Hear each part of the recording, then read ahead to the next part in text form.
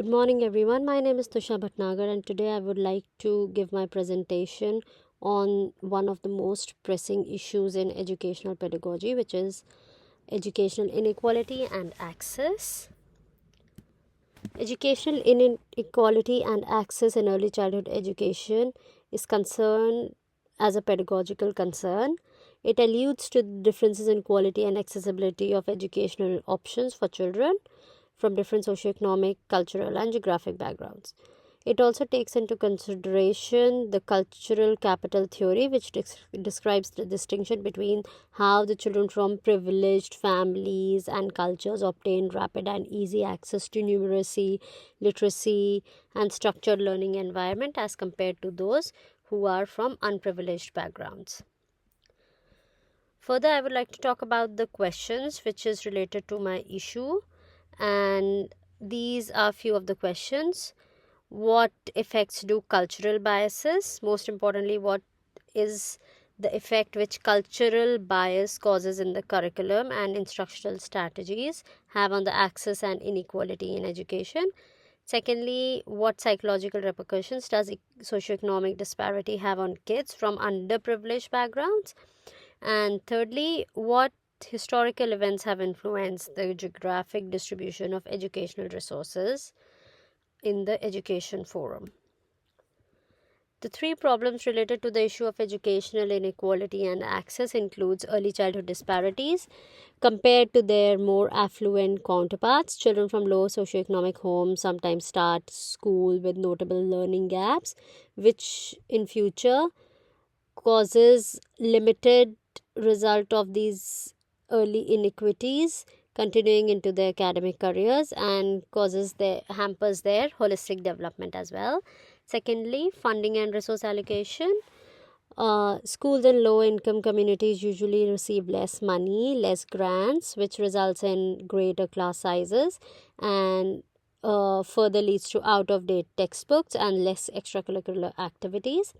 Inequalities in schooling are made worse by unfair allocation of resources because the resources are not equally distributed, which also hampers the development of the child overall. Psychological consequences. Children from disadvantaged backgrounds experience long term psychological impacts from social disparity at school, which limits their access to high quality learning environments. Also, when compared to individuals who have access to better resources such as private tutoring, and children from lower income households feel inferior and capable of succeeding, which in turn hampers their psychological well-being. Coming to the summary of my findings, I would like to say that early childhood disparity, according to OECD, socioeconomic disparities begin being formal education and continue throughout the educational process. Funding and resource allocation, which includes underfunded schools in underprivileged communities, provide lower quality of instruction and education. Psychological effects, stress, low self esteem, and a diminished desire for academic motivation are among psychological repercussions. And the benefit of the children's development, the government should give priority to low income communities and rural schools, provide mental health facilities, psychological treatments, and include culturally sensitive teaching practices into the curriculum. Moving forward, these are some pointers which I am still trying to find conclusions about. This includes how can we ensure continuous policy implementation despite of political and economic changes and up and downs in the economy.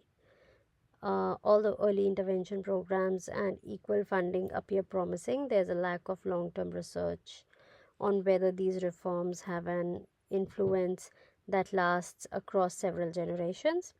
Secondly, online learning platforms and using digital tools are helpful, but access to technological resources and technology is not equal because of internet. That can be because of internet connectivity and so on. Although anti-bias training for teachers and culturally responsive pedagogy are suggested remedies, there is ongoing discussion regarding how effective they are still at minimizing disparities. So I would like to say that what can be the best assessment methods to track it.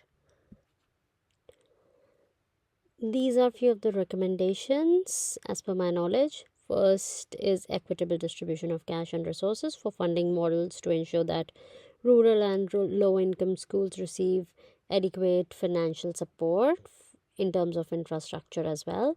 Secondly, ensures that the standards for teacher registration and assessment, mental health awareness, and social emotional learning. Thirdly, creating teacher mentorship programs for early childhood educators to retain skilled educators and teachers in high needed areas. And lastly, encourage further research by engaging communities in education reforms. These are the two questions which are worth thinking about. And these are my references. Thank you.